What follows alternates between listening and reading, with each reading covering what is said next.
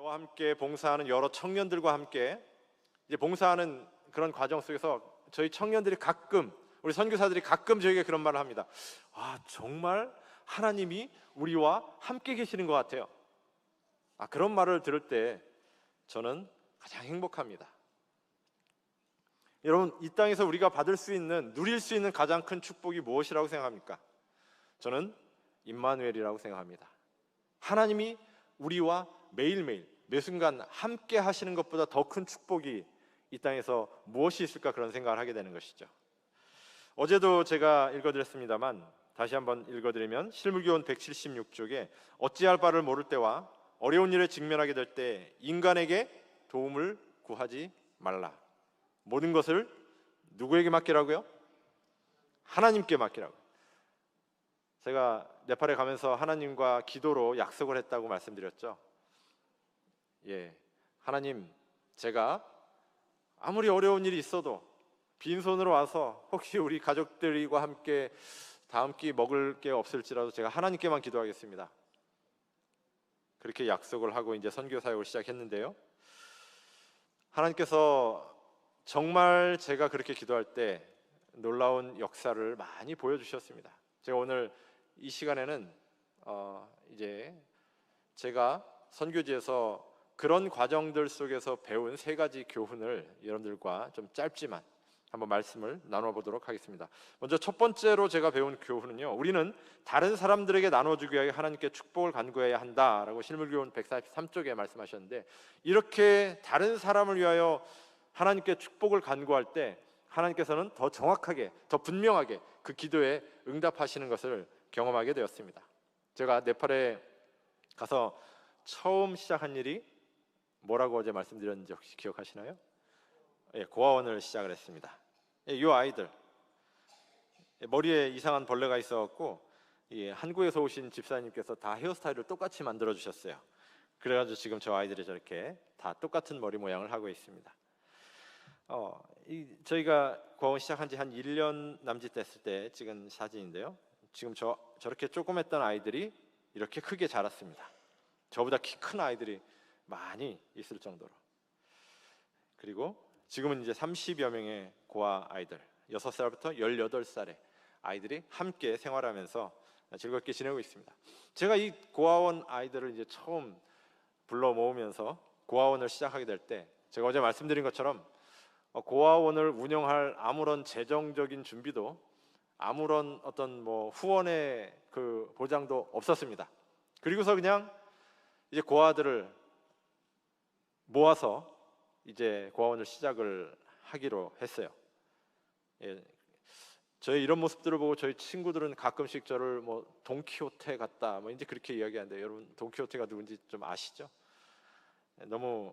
근데 저에게는 하나님에 대한 약속이 있었기 때문에 그렇게 시작을 했습니다.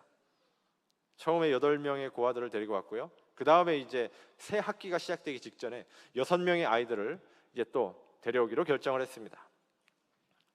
이제 한 아이를 데려오면 그 아이 학교 보내고 또 먹이고 입히고 재우고 또 병원에 갈 일도 있고, 그러면 이제 고정 비용이 매달 들어가겠죠. 6명의 아이들을 이제 하나씩 데려왔습니다. 그리고 제가 지금 6명의 아이들을 데려오고 있으니까 우리 아이들을 좀 돌볼 재정을 후원해 주십시오 라고 아무에게도 이야기하지 않았습니다. 그냥 하나님께만, 말 그대로 하나님께만 기도했습니다. 하나님께서 과연 어떻게 이 아이들을 먹이실지, 하나님의 약속이 어떻게 이루어질지를 제가 한번 어떻게 보면 시험해 본 것처럼 보일 수도 있는데요, 그렇게 이제 시작을 했습니다. 열심히 기도했어요. 새로운 학기가 시작되기 몇 주 전에, 그날도 우리 선교사들과 함께 우리 아이들을 돌볼 자금을 주님 보내주십시오, 그렇게 기도하고 하루를 지내고 있는데, 저에게 한 통의 카톡이 왔습니다. 아주 긴 장문의 카톡이었는데요, 한국에 계신 어떤 여집사님께서 저에게 카톡을 보내셨어요. 내용은 이렇습니다. 그날 새벽에 이 집사님께서 새벽 기도를 하고 계셨다고 합니다. 무릎 꿇고 열심히 하나님께 새벽 기도를 하고 있는데, 그분의 표현을 그대로 빌리면 하나님의 음성이 들렸대요. 성령께서 음성을 들리셨대요. 어떤 음성이냐면, 네팔의 고아들을 도와라 그런 음성을 들려주셨다는 거예요.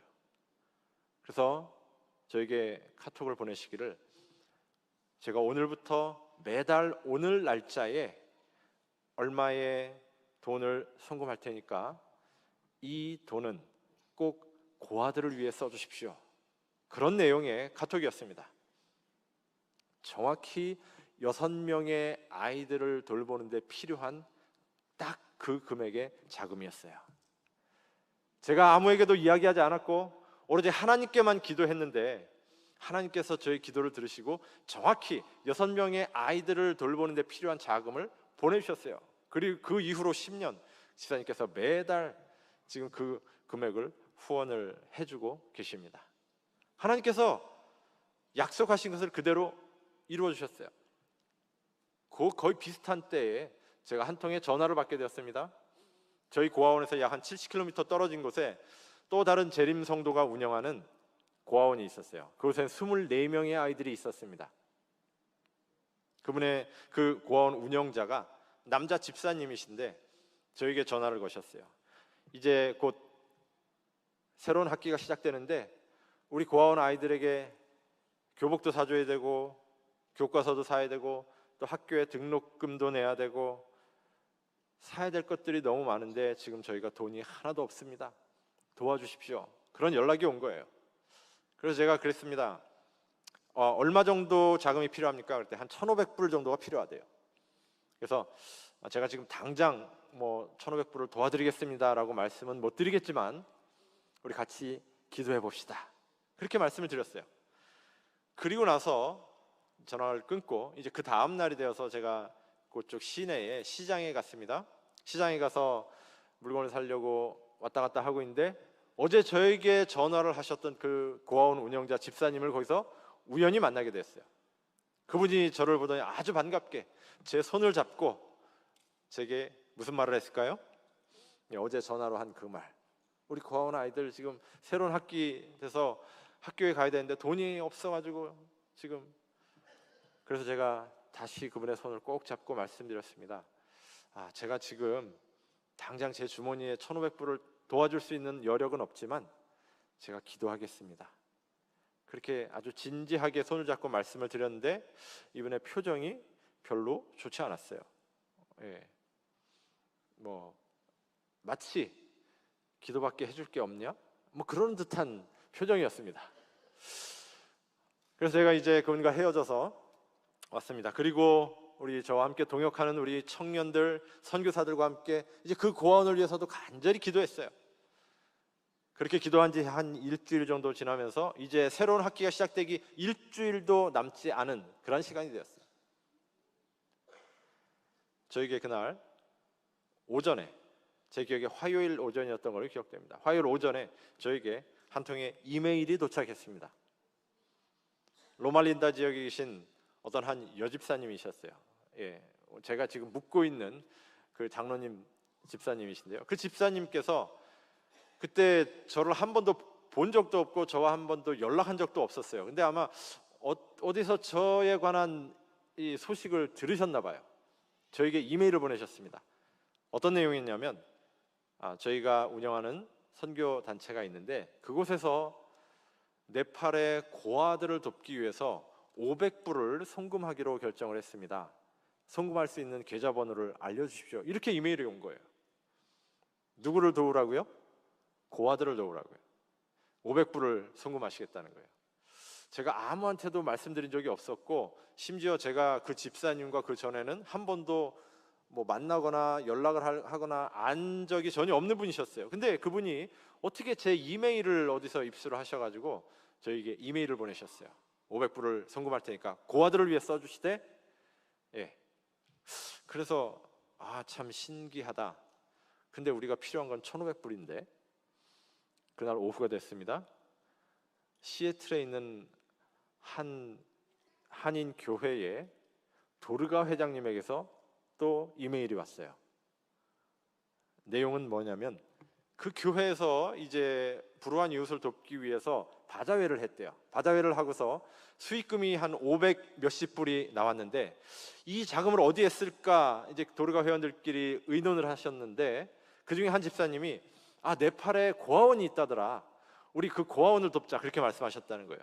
그래서 그 500 몇십 불을 네팔의 고아들을 위해서 써주십시오 하면서 저에게 계좌번호를 물어보시는 그런 이메일이 온 거예요. 자, 오전에 500불 로마린다의 집사님, 오후에 500 뭐 한 50불 정도 됐던 것 같아요. 시애틀에 계신 도르가 회장님, 나머지는 하나님이 또 어떻게 채워주실까 기대했습니다. 그 다음 날이 되었습니다. 저에게 한 통의 카톡이 들어왔어요. 한국에서 목회하고 있는 후배 목사님이었습니다. 영어를 잘하는 그런 친구라 이제 연합회에서 어떤 그 선교와 관련된 책을 번역을 의뢰를 했대요. 그래서 번역을 했더니 그 번역비가 입금이 됐다는 거예요. 근데 이 돈은 내가 쓰기보다는 뭔가 의미 있는 일을 좀 썼으면 좋겠다 생각을 하다가 제가 떠올랐대요, 갑자기. 그래서 저에게 이제 카톡을 보내기를, 제가 이 돈을 보낼 테니까 고아들을 위해 써주십시오. 그러면서 50만 원이 입금이 되었어요. 이틀 사이에 얼마가 채워졌어요? 정확하게 1,500불 저희가 필요한 돈이 채워졌는데, 중요한 건 제가 아무한테도 그 이야기를 하지 않았다는 거예요. 하나님께만 기도했다는 사실이에요. 근데 하나님께서 그 모든 기도를 들으시고 약속하신 대로 모든 기도에 응답해 주셨습니다. 그래서 그 자금을 보내가지고 이 고아원 아이들의 교복, 교과서, 신발, 등록금 다 해결할 수가 있었습니다. 다른 사람들을 섬기는 자들은요, 목자장의 섬김을 받게 될 것이다 라고 시대의 소망에 기록하셨습니다. 여러분, 목자장이 누구시죠? 누구요? 예수님이시죠. 우리가 다른 사람들의 유익을 위하여 다른 사람들을 섬기고 있을 때 누가 우리를 섬기신다고요? 예수님께서 우리를 섬기신다고요. 우리가 너무나 잘 아는 시편 23편에 보면 여호와는 나의 목자시니 내가 부족함이 없으리로다. 여러분, 그 말씀을 정말 믿으십니까? 별로 안 믿으시는 것 같으네.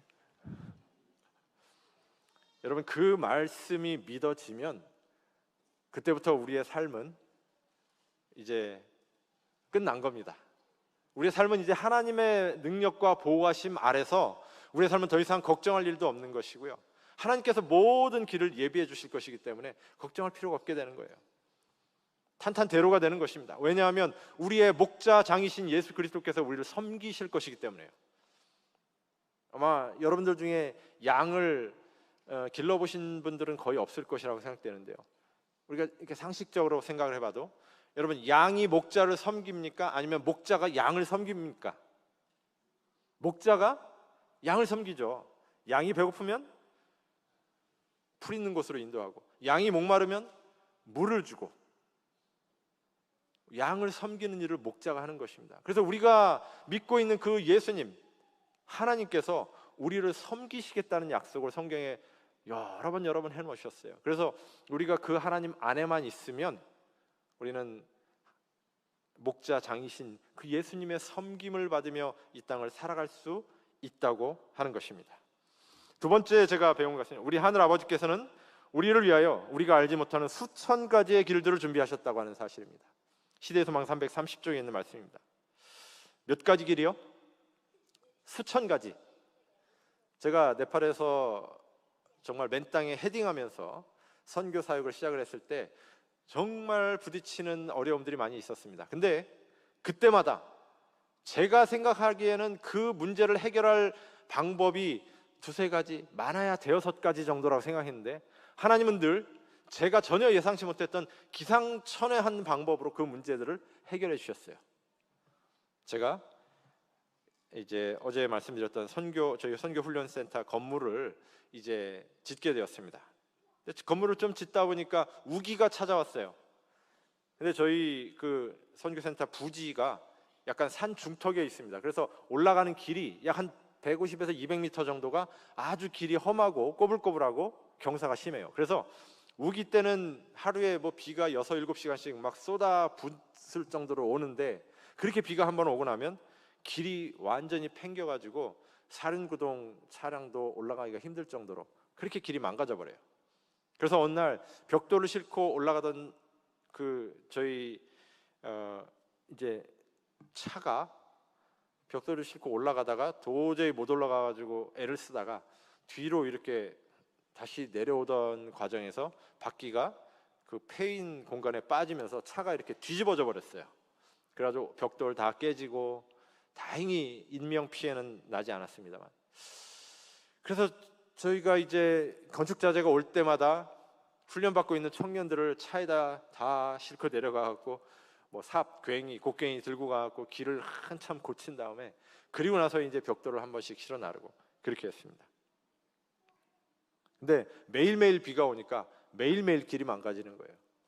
하나님께 기도했습니다. 하나님, 길 좀 고쳐주시든가 아니면 저희가 우기가 끝날 때까지 한 서너 달 뒤에 이제 건축을 다시 시작하겠습니다. 그동안은 좀 쉬겠습니다.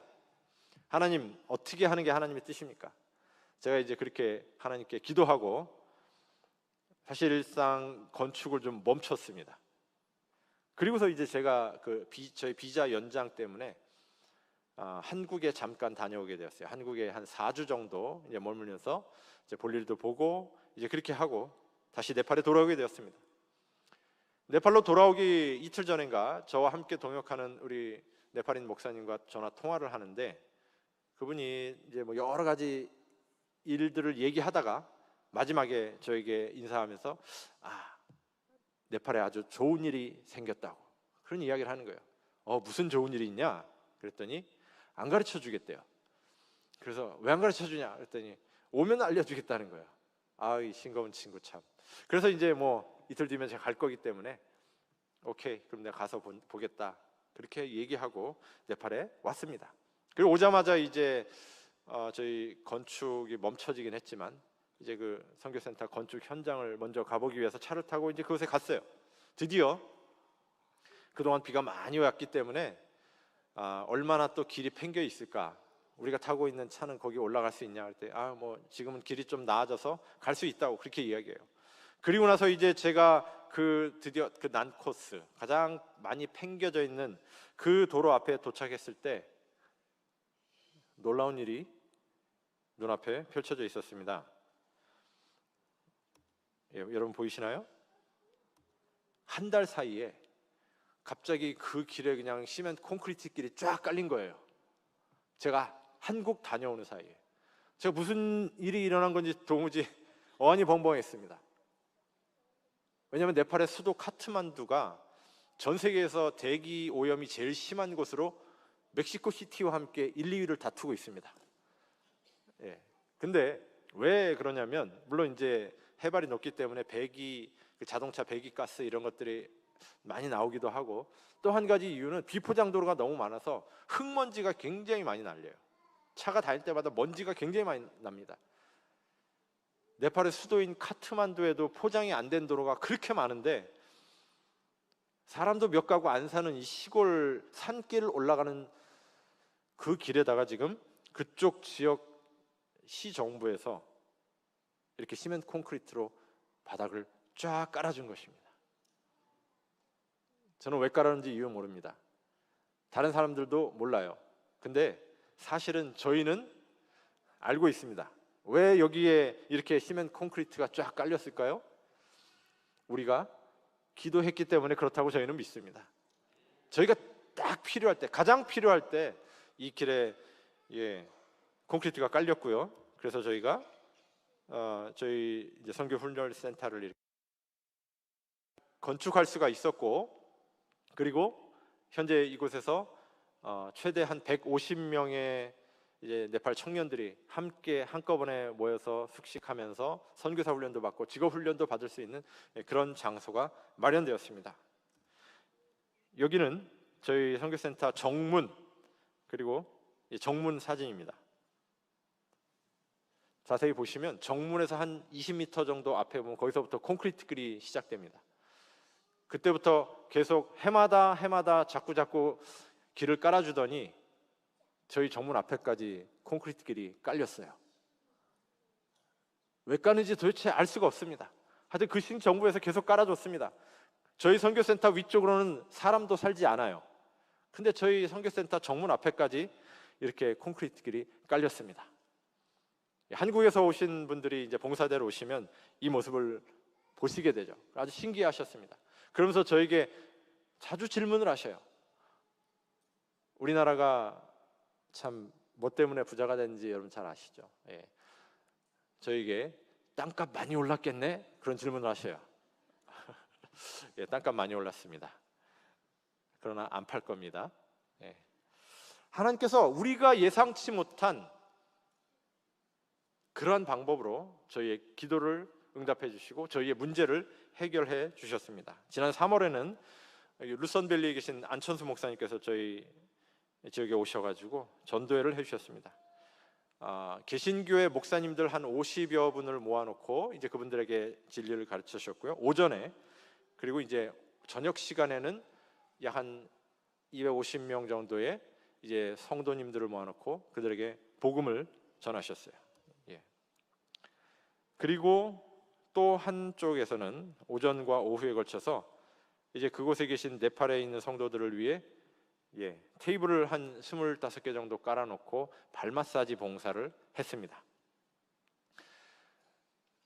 이 전도회를 시작하는 첫날에 저희가 이제 한쪽에서는 개신교회 목사님들을 위한 성경 연구, 한쪽에서는 이제 발 마사지 봉사를 시작을 하려고 준비하고 있는데 갑자기 저쪽에서 소란스러운 소리가 들렸어요.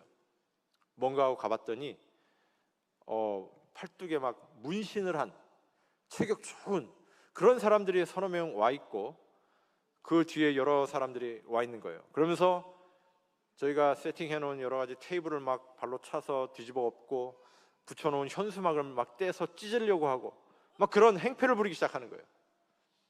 알고 봤더니 저희가 전도회를 하는 그 지역에 우리 재림교회를 좀 재림교회에 대한 편견을 갖고 있는 다른 개신교회 사람들이 와가지고 저희가 전도회를 못하게 하기 위해서 행패를 부리는 거예요. 근데 다행히 그때 저희 전도회를 함께 도와주시는 개신교회에서 최근에 개혁하신 원로 목사님들이 한 3분 정도 계셨어요. 그분들이 알고 보니까 그 행패를 부리고 있는 사람들과 함께 이제 신앙생활을 하고 있는 목사님들을 잘 아는 분들이셨어요. 그래서 그분들이 가셔서 그 친구들을 좀 타이르고 그들과 함께 왔던 그 지역 여러 목사님들을 좀 타이르고 해서 돌려보냈습니다. 그래서 이분들이 우리가 물리력으로 전도회를 못하게 하려고 했는데 이제 그게 좀 어렵게 되자 경찰에 신고를 해버렸어요. 네팔은 종교의 자유가 헌법에 보장되어 있습니다. 근데 2018년에 그 이상한 법이 하나 더 생겼어요. 그건 뭐냐면 개종금지법이라는 것입니다. 내가 믿고 있는 신앙을 다른 사람에게 전해서 그 사람이 개종하도록 하는 게 불법이 된 거예요. 그래서 그전에는 저희가 전도지도 막 뿌리고 집집 방문도 하고 그렇게 선교를 했는데 2018년 이후로는 전도지를 분급한다든지 집집 방문을 한다든지 이 모든 것들이 다 불법이 돼버렸어요. 그래서 저희가 그렇게 하면 안 됩니다. 그래서 외국인이 거기 와서 이렇게 전도회를 하고 하는 것이 엄격하게 보면 이 불법인 거예요. 그런 것들을 아니까 이제 같은 기독교인이면서 이 사람들이 경찰에다 신고를 해버린 거예요. 제가 한번 갔다 온 경험이 사실 있는데요. 잘못하다간 경찰에 체포돼서 유치장에 갇힐 수도 있는 그러한 상황이 되었습니다. 그래서 저희가 이제 원로 목사님들 모시고 또 경찰서에 미리 갔어요. 그래가지고 그 경찰서장과 부서장과 이제 높은 분들을 만나서 이제 잘 이해를 시켰습니다. 그랬더니 그 경찰서장께서 우리가 몇 시간 뒤에 그 전도회 현장에 가서 현장 실사를 하고 나서 우리가 이 집회를 멈추게 할지 계속하게 할지 결정하겠다, 그렇게 이야기를 했습니다. 잘못하면 전도회가 완전히 이제 멈출 수밖에 없는 그런 상황이 되었어요. 다 같이 기도했습니다. 하나님께 모든 걸 맡기고 우리는 원래 계획한 대로 모든 전도회를 시작을 했어요. 한쪽에서는 안찬수 목사님께서 이제 개신교회 목사님들을 위해 말씀을 강의하셨고, 또 다른 한쪽에서는 지금 보이시는 것처럼 한국과 호주 등 여러 나라에서 오신 우리 발 마사지를 가르치시는 봉사를 해주시는 장로님, 집사님, 목사님들께서 이제 발 마사지를 가르치고 말씀을 가르치고 이제 그런 일들을 시작을 했습니다. 한 11시쯤 됐을 때 정말 약속대로 그 경찰서장이 보낸 부서장이 이제 부하 경찰들과 함께 저희 전도회 장소에 이제 실사를 나온 거예요. 현장 실사를 나온 것입니다. 깜짝 놀랐습니다. 진짜로 나왔어요. 근데 그분들이 이제 안천수 목사님께서 강의하시는 곳을 돌아보고 그 다음에 이제 동시에 한쪽에서 이루어지고 있는 이 발 마사지 봉사가 이루어지고 있는 그곳을 방문하셨어요. 딱 보더니 부서장이 딱 한 1분 정도 쫙 둘러보더니 바로 뒤돌아서서 나와서 하는 말이 오케이, 오늘부터 당신들이 원하는 모든 전도회를 그냥 하십시오. 그렇게 얘기하는 거예요. 갑자기 뭘 보고 이러시나 그랬더니 이분이 이렇게 얘기하는 것입니다. 자기가 그 발 마사지 봉사를 하는 곳에 들어가 봤더니 한국에서 오신 얼굴이 뽀얀 분들이 네팔 사람들이 그 더러운 발을 지금 물티슈로 닦고 수건으로 닦고 그 다음에 발 마사지 크림을 바르고서 그 더러운 발을 만지면서 마사지를 해주면서 그들을 위해 기도하는 모습을 잠깐이지만 그분이 본 것이에요. 우리나라 사람들도 네팔도 카스트 제도가 아직도 눈에 보이지 않게 존재하고 있거든요. 건들지도 않으려고 하는 저 불가촉 천민들. 불가촉 천민이란 말이 무슨 말이죠? 건들지도 말아야 될 천민들, 건들면 부정하게 되는 천민들이란 그 말이에요. 근데 그 불가촉 천민들에 속한 그 사람들의 지금 뭐를 닦아주고 있어요? 발을 닦아주고 있어요. 그들을 위해 마사지를 해주고 있어요. 그들을 위해 기도해주고 있어요. 그 모습을 보더니 이 부서장님께서 오케이, 이런 분들이라면 이런 분들이 전도회 하도록 우리는 허락하겠다. 오늘부터 당신들이 원하는 모든 전도회를 그대로 하십시오 라고 이야기를 했어요. 그리고 경찰을 보내가지고 저희들이 경찰의 보호 속에서 일주일 동안 모든 전도회를 할 수가 있었습니다.